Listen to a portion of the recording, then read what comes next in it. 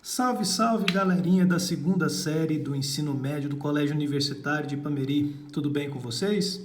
Aqui quem está falando é o tio Peter e hoje a gente vai fazer um pouquinho diferente a abordagem da nossa aula. Muitos de vocês se tiram bastante dúvida com ficar olhando para o meu rostinho nada bonito enquanto eu explicava a matéria, né? E depois, pela devolutiva, vários de vocês tiveram um esclarecimento um pouco maior a partir do momento que eu resolvi as questões por escrito e mandava para vocês junto com a explicação. Então, nessa aula de hoje, a gente vai tentar fazer um pouquinho diferente. A gente vai tentar ir explicando aqui por áudio, enquanto eu vou passando para vocês um pequeno resuminho da parte do capítulo 4 da frente A no livro de vocês, do poliedro, certo? Bom, esse capítulo fala um pouco sobre o binômio de Newton e o triângulo de Pascal. Binômio de Newton nada mais é do que o desenvolvimento de binômios quando você eleva ele a potências sucessivas, né? Ou seja, você vai pegar um binômio A mais B qualquer, elevar a zero, depois elevar a 1, elevar a 2 e ir relatando todos os possíveis resultados dessas potências, tá?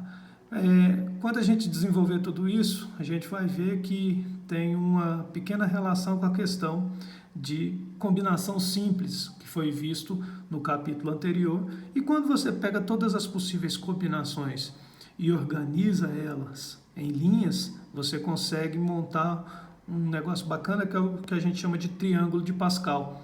Então, nesse capítulo a gente vai ver primeiramente o desenvolvimento do triângulo de Pascal, que é necessário para você chegar neles, e sucessivamente a gente vai trabalhar com a questão do binômio de Newton, que vai ser uma aplicação do triângulo de Pascal, certo? Então, para começar, vamos falar um pouquinho sobre o que é um número binomial. Vamos supor que eu tenha dois números naturais, n e p, né? Dois números. Lembrem-se que naturais sempre são positivos, tá? E neste caso aqui, eles podem até ser iguais a zero. Eles são positivos inteiros, os números naturais, tá?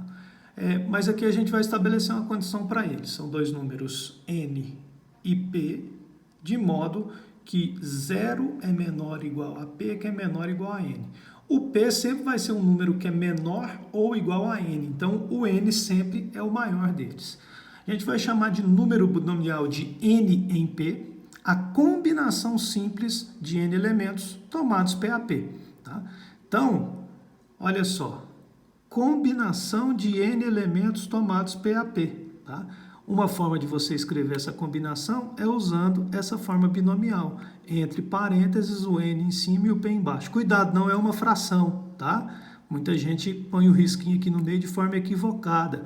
É sempre o n em cima, que é o total de elementos, e o p embaixo, que vai ser o total de subconjuntos desse conjunto de n elementos. Eu até expliquei para vocês lá na combinação que a combinação nada mais é do que o total de subconjuntos de p elementos feitos a partir de n elementos existentes. A formulazinha da combinação, ela era n fatorial sobre p fatorial vezes n menos p fatorial. Tá? Então, um número binomial é exatamente uma combinação. É algo que nós vimos lá no outro capítulo. Acredito que nós não vamos ter tanta dificuldade em relação ao número binomial, não. Né? Coloquei aqui alguns exemplos. 7 tomados 3 a 3. A gente lê dessa forma, ó, 7 tomados 3 a 3. O número de cima a gente chama, assim como na fração, de numerador. E o de baixo a gente chama de classe. Tá? Classe do seu número binomial. Então, seu numerador do número binomial 7 e a classe 3. Jogando na fórmula 7 fatorial, 3 fatorial, 7 menos 3 fatorial. Fizemos a conta que está dentro do parênteses primeiro, deu 4 fatorial. Reduz o 7 até o maior deles, no caso até o 4, e desenvolvo 3 fatorial. 3 vezes 2 vezes 1, 6. Corta o 4 com 4, corta o 6 com 6 e vai sobrar 7 vezes 5, 35. Então, já fiz as continhas para vocês aí de alguns exemplos, tá? Vocês podem até pausar o vídeo e depois ir verificando cada uma das outras contas para ver exemplos aí de números binomiais que nada mais são do que combinações dos números de cima pelo número de baixo, tá? Depois disso, sabendo agora o que é um número binomial, a gente já pode pensar algumas outras propriedadezinhas. A primeira delas, vamos falar sobre números binomiais complementares. O que são números binomiais complementares? Vamos supor que eu tenho uma combinação de n tomados PAP. Se eu tiver o numerador igual ao do primeiro e o denominador for a diferença do primeiro com o segundo em uma outra combinação, eu posso dizer que esses dois números binomiais são iguais. Percebam que a igualdade só vai ser válida se os numeradores forem iguais e nos denominadores eu tiver um número e a diferença do de cima pelo de baixo no outro número. Isso daí são chamados de números binomiais complementares, e números binomiais complementares são iguais. Por exemplo, se eu faço 15 tomados 9 a 9, pelo desenvolvimento do 15 tomados 9 a 9, eu vou ter essa fraçãozinha aqui. Se eu fizer 15 tomados 6 a 6, pelo desenvolvimento eu vou ter essa outra fração. Percebam que as duas são a mesma, tá? Só o denominador aqui, ó, que eu estou trocando os termos de lugar. Mas a gente sabe que a ordem dos fatores não altera o produto. Então vai dar a mesma coisa. Por que são iguais? Porque os de cima, os numeradores, são iguais. E esse número 9 é a mesma coisa que eu pegar 15 menos 6. Então isso daí é a definição de número binomial. Certo? Continuando. Relação de Fermat. Relação de Fermat ela é bem legal, pessoal, mas não tem muita aplicação não. Se a gente tiver uma combinação qualquer, você pode escrever sempre a antecessora da sua classe aqui no número de baixo e esse cara vai estar multiplicado pela fração que faz a diferença entre NP e 1 e um número anteriormente. Olha só, 11 tomados 8 a 8. Isso vai ser igual. Quem vai ser a fração? No denominador vai ser o mesmo número que está aqui na classe. E aqui na ordem vai ser o de cima menos o de baixo mais 1. 11 menos 8, 3. Mais 1, 4. Esse cara vai estar multiplicado. Você mantém o numerador e diminui 1 no denominador. Vamos ver se ficou claro? 17 tomado 6 a 6. Quanto que é 17 menos 6? Muito bem, gente. 17 menos 6, 11. Mais 1, 12. Mantive o denominador, 12 sobre 6. E a combinação fica o numerador igual e o denominador diminuindo 1. Não tem muita aplicação da relação de Fermat para a construção do triângulo de Pascal, tá? Mas, seguindo. Agora, a relação de Stiefel é muito importante. Relação de Stiefel diz que se você tem dois números binomiais com o mesmo numerador e as suas classes embaixo, elas são dois números consecutivos, para você fazer essa soma, você não precisa desenvolver um número binomial. Basta você aumentar um no numerador e manter o maior das classes. Por exemplo, 5 tomados 2 a 2 e 5 tomados 3 a 3. Se você fizer a análise aqui, ó, os numeradores são iguais e as classes, elas são dois números consecutivos. Basta você acrescentar um no numerador e manter o maior dos dois números que estão na classe. Então, fica 6 tomados 3 a 3. Dois numeradores iguais, 11 e 11.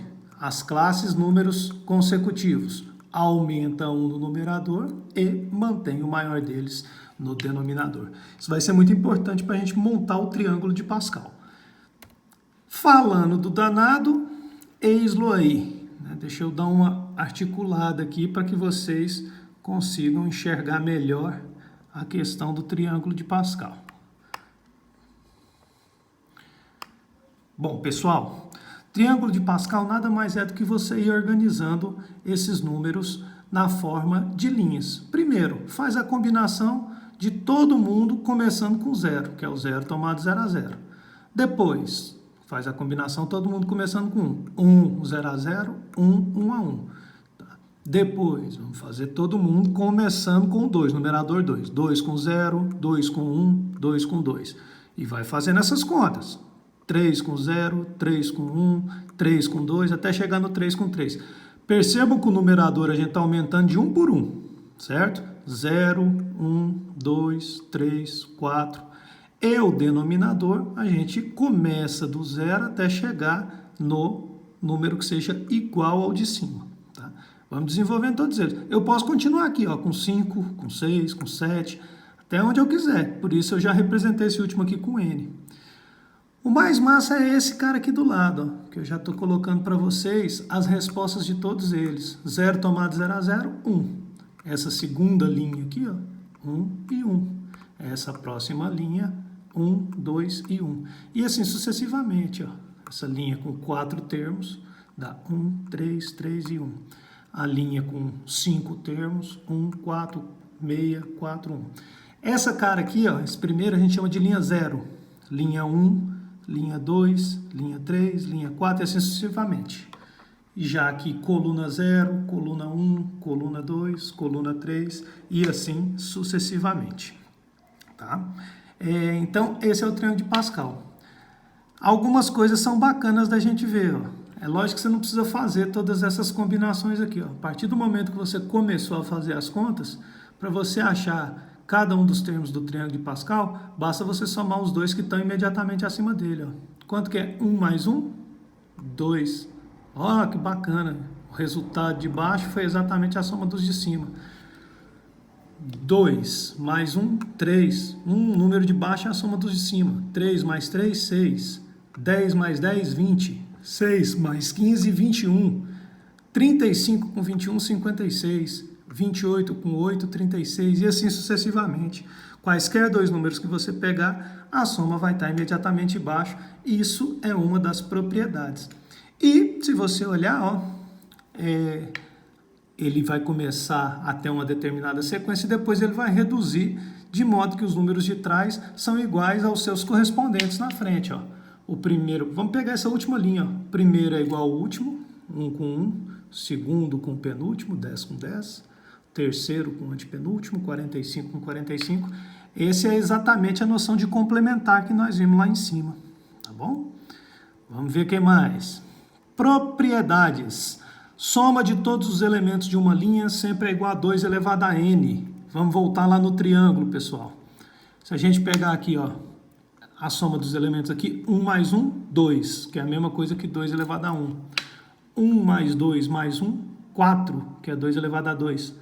1 mais 3 mais 3 mais 1, 8, que é 2 elevado a 3. Se você somar todos os elementos de uma linha, vai aumentando de acordo com as potências de 2. Tá bom? Outra propriedade. Se a gente somar todos os termos de uma coluna, a gente vai ter sempre essa soma. No lugar que a gente parar, a gente diagonaliza o triângulo. Aqui eu estou colocando para vocês o que é isso matematicamente, algebricamente. Mas se você quiser olhar exatamente o que isso vale, se você for somando, vou pegar essa coluna aqui, ó. 1 mais 3, 4. 4 mais 6, 10.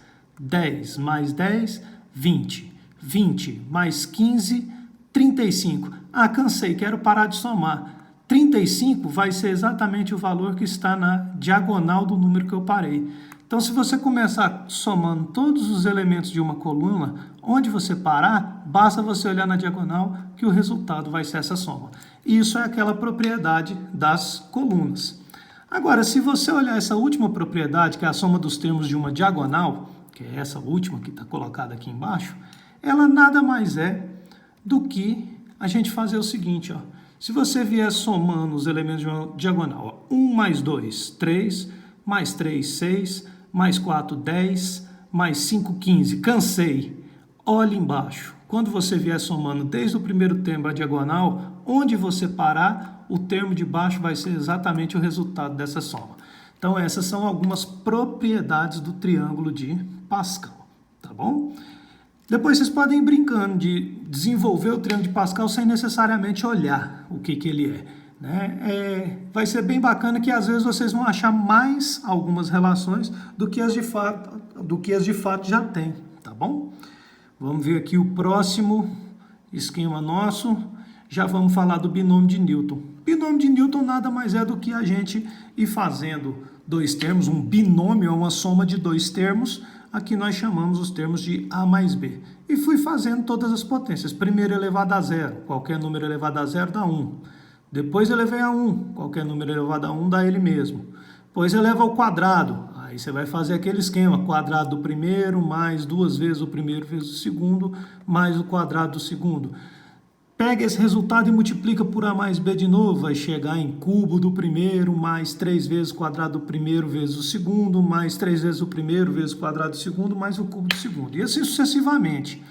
Se você for desenvolvendo isso, eu quero que vocês observem algumas coisinhas. Primeira coisinha, os números de vermelho equivalem aos números das linhas do triângulo de Pascal. Voltando aqui em cima, 1, 1, 1, 1, 2, 1, 1, 3, 3, 1, 1, 4, 6, 4, 1. Esses caras são os números que formam o triângulo de Pascal. Em cada linha, o expoente do A começa igual ao do binômio e vai decrescendo. Vamos ver lá em cima? Ó, o A. Vamos pegar aqui no elevado a 4, né? Começa A elevado a 4, A elevado a 3, A elevado a 2, A elevado a 1, e aqui já não tem A, ou seja, o A elevado a 0. Nessa próxima linha, A elevado a 5, A elevado a 4, A elevado a 3, A elevado a 2, A elevado a 1, A elevado a 0, quando o expoente é 5. Então, todo mundo, os expoentes do primeiro termo começa igual ao do binômio e vai decrescendo até chegar no 0.